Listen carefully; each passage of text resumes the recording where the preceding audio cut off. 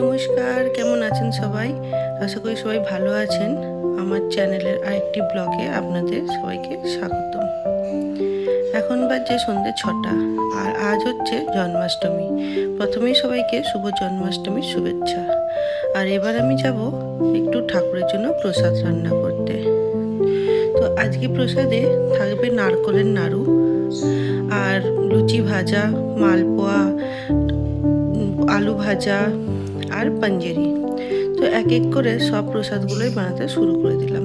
প্রথমে নারকল নাড়ুর জন্য প্রিপারেশনটা নিয়ে নিয়েছি। নারকলগুলো কুড়ে নিয়ে আর একটুখানি ঘিতে ভেজে তারপর তাতে একটু খোয়া দিয়ে আর অল্প চিনি দিয়ে আর নাড়ুগুলো বানিয়ে নেব। তো এই সব আজকে সকাল থেকেই আমি অনেক ব্যস্ত ছিলাম।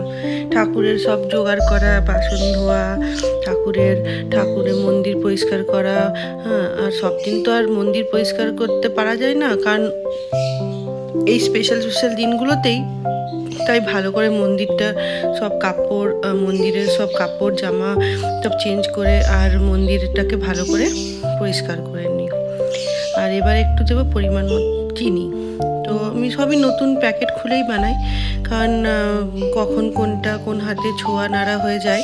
তো সেই জন্য সব কিছুই নতুন প্যাকেট খুলেই বানাই। আর এই বাসনগুলো শুধু ঠাকুরেরই বাসন, এগুলোও আমার সবসময় তোলা থাকে। তো এগুলোকে নারকেল নাড়ুটাকে বানিয়ে নেবো। এবার পাকটা তো হয়েই গেছে মনে হচ্ছে, একটু চেক করে দেখলাম। তো এবার নাড়ুগুলো পাকিয়ে নেবো। মায়ের মতো ওরকম সুন্দরভাবে নারকেল নাড়ু বানাতে পারি না, তবে গোপালের জন্য সবটাই শিখে নিয়েছি। এই যে দেখুন, একটু পাকটা ঠিক বানিয়ে ফেলেছি, পাক হচ্ছে এটা। তো এবার এটা নাড়ুটা গ্যাসটা বন্ধ করে একটু ঠান্ডা করে নাড়ুগুলো পাকিয়ে নিয়েছি। এই যে সব নাড়ুগুলো পাকানো হয়ে গেছে অলমোস্ট, আর কয়েকটা আছে। এসব থালা বাসন এগুলো সব আমার মা আর আমার শাশুড়ি মা আমাকে দিয়েছে কিছু কিছু করে। আর আরও অনেক থালা বাসনের দরকার হবে। প্রত্যেকবারে বাড়ি গেলেই আমি থালা বাসন, ঠাকুরের থালা বাসন এগুলো সব নিয়ে আসি। আমার মা আর শাশুড়ি মায়ের কাছে প্রচুর রাখা আছে, তারা কিছুতেই নতুন কিনতে দেয় না আমাকে, শুধু বলবে এখানে আমাদের কাছে আছে, যেগুলো দরকার নিয়ে যাও। তো সেই জন্যই এগুলো সব ওদের থেকে নিয়ে আসা। এই যে নারকেল নাড়ুগুলো সব পাকিয়ে নিয়েছি। ভালোই হয়েছিল নারকেল নাড়ুগুলো, তবে মায়ের মতো ওরকম সাদা হয়নি। এবার মালপোয়ার জোগাড়টা করে নেবো। একটু আটা আর সুজি একসাথে দিয়ে আর চিনি পরিমাণ মতো আর একটু কিশমিশ আর অল্প পরিমাণ মৌরি দিয়ে ভালো করে দুধ দিয়ে ঘোলটা বানিয়ে নেবো। আর তারপর কিছুক্ষণ রেস্ট করতে দেবো। আমার কাছে না মনে হয় ঠাকুরের জন্য কোনো ডাবু নেই, মনে হয় একটা নিতে হবে। এই জন্য ছান্তাটা করেই এখন ঘোলটা বানাচ্ছি। দেখি একটা পরে ডাবু কিনে আনবো। তো ঘোলটা ভালো করে বানিয়ে আর কিছুক্ষণ আধ ঘন্টা থেকে 45 মিনিট রেস্টে লাগিয়ে দেবো। এই ঢাকা দিয়ে দিলাম, এবার একটু এটা রেস্ট হবে। আর আজকে সব প্রসাদটা মোটামুটি ঘিতেই বানানো হবে, কারণ ঠাকুরের প্রসাদ তো, ঠাকুরের অন্তত যেই প্রসাদগুলো ঠাকুরের কাছে থাকবে সেগুলো ঘিতেই বানাবো। তো এই প্রথমে একটু ঘিটা গরম করে আর মালপোয়াগুলো এক এক করে ছেঁকে নেবো। দেখুন না, আমি আপনার বলছিলামই যে আমার একটা ডাবু নেই। তো আমার বর শুনতে পেয়ে বলে যে না, তোমার তো একটা নতুন ডাবু আমাদের রাখা আছে। তো সে বের করে দিল আমাকে নতুন ডাবুটা। ভালোই হল, ঠাকুরের পুজোর কাজেই লেগে যাবে। এই যে একটা একটা করে মালপোয়াগুলো বানিয়ে নেবো। মালপোয়াগুলো বেশ ফুলো ডুমো হয়েছিল। এবার মালপোয়াগুলো এক এক করে সেঁকে নিয়ে, ঘিয়ে বানানো তো ও জলদি গরম হয়ে যাচ্ছে গ্যাসটা, তো টেম্পারেচারটা ঠিকঠাক মেনটেন করতে পারা যাচ্ছিল না। এবার লুচিগুলোকে আমি বানিয়ে নেবো। মালপোয়াগুলো সব বানানো হয়ে গেছিলো, আর একদিকে আমি লুচির আটাটা মাখিয়ে রেখে দিয়েছিলাম। এই যে সব লুচিগুলো এক এক করে বানিয়ে আর ঘিয়ে সেঁকে নিচ্ছি।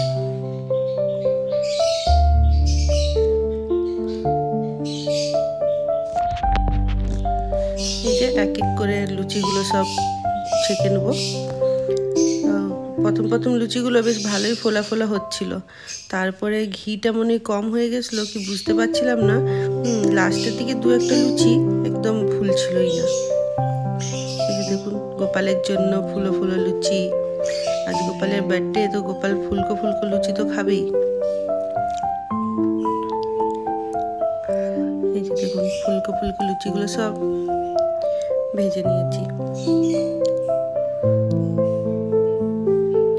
এবার বাড়ি গেলে মাকে বলবো একটা পিতলের ভালো কড়াই কিনে দিতে। এই অ্যালুমিনিয়ামের কড়াইয়ে ঠাকুরের প্রসাদ রান্না করব, তার থেকে একটা পিতলের ভালো কড়াই নিয়ে আসবো। আর পিতলের একটা খুন্তি, পিতলের খুন্তি আছে আমার বিয়ের দানের বাসনে তো আছেই, ওখান থেকে তো হয়েই যাবে, কিন্তু একটা পিতলের কড়াই নিয়ে আসতে হবে। এই যে সব ভেজে নিয়েছি। এবার হবে পাঞ্জিরি। পাঞ্জিরিটা না আমাদের বেঙ্গল সাইডে অতটা দেখিনি, মানে মা তো বেশিরভাগই গোপালকে তালের বড়া, তালের লুচি, তালের পায়েস এগুলো দিত, বাট এখানে তাল পাওয়া যায় না। বাট এই যে বৃন্দাবনের দিকে বা এখানে এই পাঞ্জিরিটাই মেন প্রসাদ। তো পাঞ্জিরিটা হচ্ছে ধনে গুঁড়ো করে আর তাতে নানা রকম ড্রাই ফ্রুটস মিশিয়ে আর চিনি মিশিয়ে আর একটা প্রসাদ। আমিও প্রথমবার দিল্লি এসেই খেয়েছিলাম, অফিসে একজন এনেছিল তখন। তো এগুলো এই পাঞ্জিরিটা বানানো খুব ইজি। তা এই যে প্রথমে ধনেটাকে রোস্ট করে এবার মাখানাগুলোকে একটু রোস্ট করে নেবো। তারপরে একটু মাখানাগুলোকে রোস্ট হয়ে গেলে আর 2 রকমের ড্রাই ফ্রুটস, কাজু আর আমন্ড দিয়ে ওগুলোকে একটু রোস্ট করে নিতে হবে।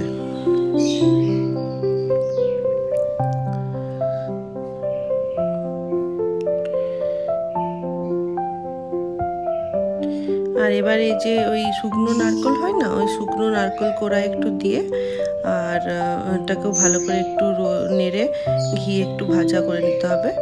আর সবগুলো ভাজা হয়ে গেলে ওই ধনেটা যেটা রোস্ট করে রেখেছিলাম সেই ধনের গুঁড়োটাকে ওটা মিক্সিতে গুঁড়ো করে নিয়েছি, ওটাকে এর সাথে মিশিয়ে আর তাতে শুকনো চিনি গুঁড়ো মিশিয়ে আর একটু নেড়ে নিলেই পাঞ্জিরি রেডি হয়ে যাবে।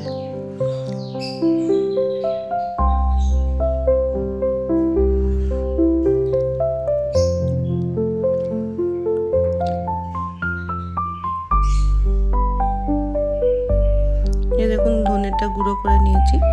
এবার এটা দিয়ে অল্প করেই বানিয়েছি, বেশি, কারণ আমরা প্রসাদ পাওয়ার মতো আমরা দুজন, আর আমাদের বাড়ির গ্রাউন্ড ফ্লোরে একজন ফ্যামিলি থাকে, তারা দুজন, বাট আর কেউ তো নেই, তাহলে সেরকম ওই জন্য অল্প অল্প করেই সব প্রসাদ বানিয়েছি। এই যে চিনি গুঁড়োটা এবার দিয়ে দেবো। চিনিটা একটু বেশি গুঁড়ো হয়ে গেছে।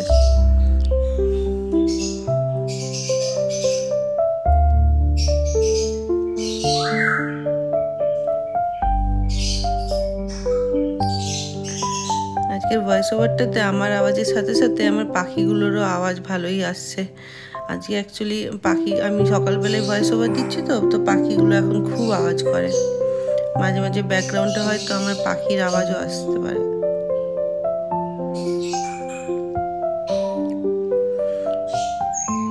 এই যে পাঞ্জিরি রেডি হয়ে গেছে, সব প্রসাদ রেডি।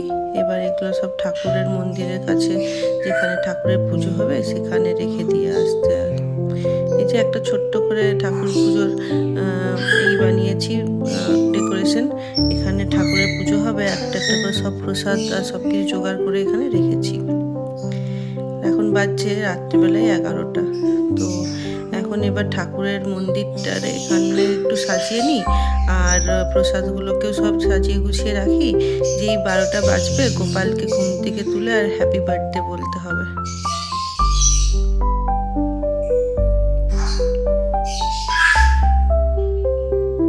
দেখলে আমার পাখিগুলো কত চিৎকার করছে আজ।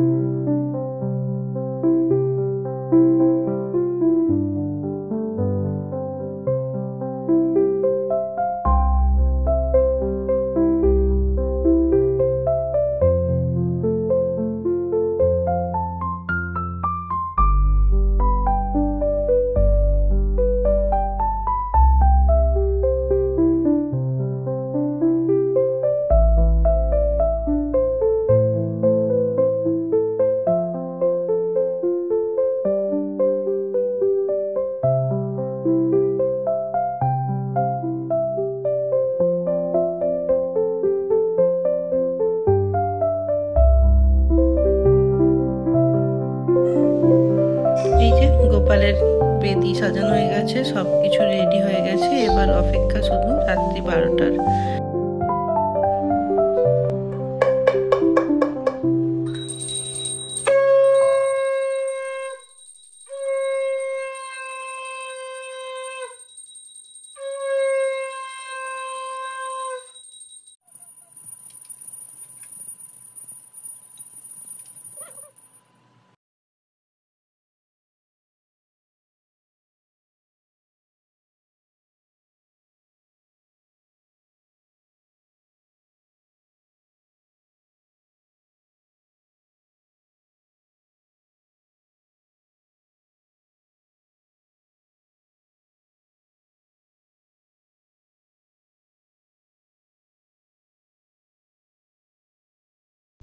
গোপালকে চান করানো হয়ে গেছে, এবার ওকে নতুন বস্ত্র পরিয়ে দিলাম।